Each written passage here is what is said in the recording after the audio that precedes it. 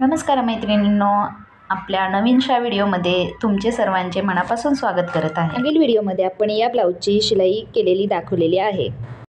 आजच्या व्हिडिओमध्ये आपण पाहणार आहोत ब्लाऊजला परफेक्ट फिटिंग कशी करायची ते।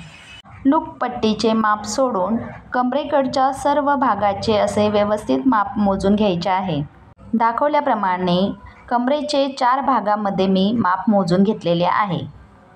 कमरेकडच्या भागाचे माप आपले बरोबर 37 इंचावर आलेले आहे। ब्लाऊजच्या कमरेचे माप आपले बरोबर 32 इंच आहे, त्यामुळे मी इथे 32 इंचावर मार्किंग केले आहे।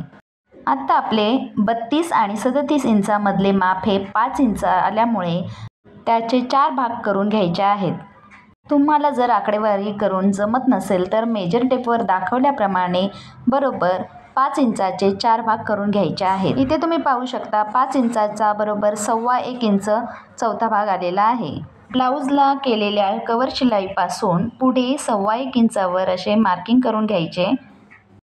मुंड्याची खोली आपली 7.5 इंच असल्यामुळे शोल्डरपासून मुंड्यापर्यंतचे माप मी 7.5 इंच टाकून घेतले आहे। दंडगीरचे माप 5.5 इंच हाफ असल्यामुळे मी 5.5 इंचावर मार्किंग करून घेतले। तुम्हाला जर घेतलेल्या पॉईंटवर डायरेक्ट शिलाई मारता येत नसेल तर दाखवल्याप्रमाणे चॉकने अशी मार्किंग करून घ्यायची आहे। मार्किंग केल्यामुळे तुमच्या ब्लाऊजची फिटिंगची शिलाई अगदी सरळ रेषेमध्ये येणार आहे आणि बाहेरच्या साईडने फिनिशिंगलाही अगदी छान दिसणार आहे। त्यामुळे तुमचा ब्लाऊज दिसायलाही छान आणि मापातही छान बसणार आहे। इथे तुम्ही पाहू शकता मी छातीचे माप हे छाती रेषेवरूनही मोजून घेत आहे। छातीचे माप आपले बरोबर 8.25 इंच भरत आहे, म्हणजेच आपली छाती ही 35 इंच आहे। ब्लाऊजची फिटिंग करताना नेहमी ब्लाऊजच्या कमरेपासूनच्या भागापासून हाताच्या दंडघेरापर्यंत वरती शिलाई मारत यायची आहे। अशा प्रकारे फिटिंग टाकल्यामुळे आपले फिटिंगचे माप व्यवस्थित आणि हाताकडचा व कमरेकडचा भाग देखील वर खाली होत नाही। दुसरी शिलाई आपल्याला पावभागाचे मार्जिन सोडून बरोबर खालच्या लाईनपर्यंत 1/2 इंच घेत अशी शिलाई मारायची आहे। फिटिंग करताना शिलाई जिथे संपते आणि जिथे चालू होते तिथे आपल्याला अशी कवर शिलाई द्यायची आहे, जेणेकरून आपल्या ब्लाऊजच्या शिलाई अजिबात उचकटल्या जाणार नाहीत आणि शिलाई देखील मजबूत बसली जाईल। आता मी तिसरी शिलाई देखील 1/2 इंचचे मार्जिन सोडून बरोबर दंडापर्यंत 1/2 इंचावर शिलाई मारून घेणार आहे। ब्लाऊजच्या दोन्ही साईडला बरोबर 3-3 शिलाया मारून घ्यायच्या आहेत। तुम्हाला जर अजून एखादी शिलाई मारायची असेल तर तुम्ही ब्लाऊजच्या दोन्ही साईडला 4-4 शिलाया देखील मारू शकता। ब्लाऊजच्या फिटिंगच्या सर्व शिलाया अजिबात वाकड्या तिकड्या न मारता अगदी सरळ सरळ रेषेतच मारून घ्यायच्या आहे, जेणेकरून ब्लाऊजच्या फिटिंगचे माप कमी जास्त झाले तर तुम्हाला त्या सहज उसवता येतील।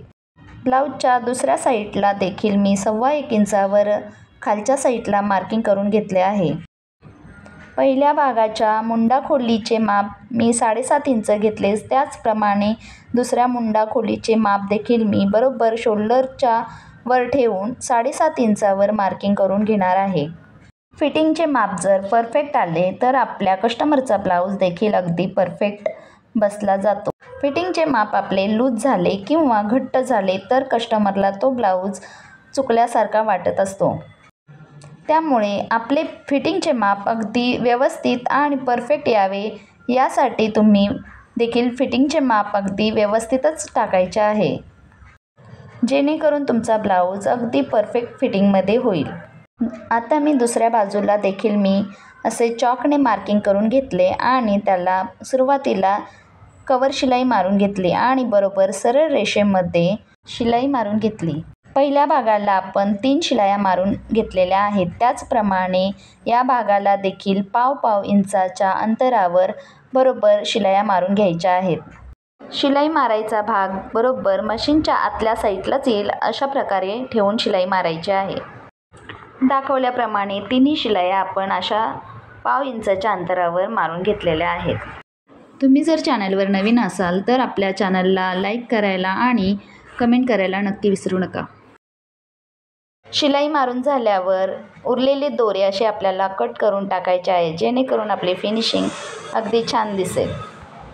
इथे तुम्ही पाहू शकता मुंड्याकडे दोन्ही बाजूचे सेप बरोबर एकमेकांसमोर आलेले आहेत आणि आपली फिटिंगची शिलाई बरोबर सरळ रेषेत आलेली आहे.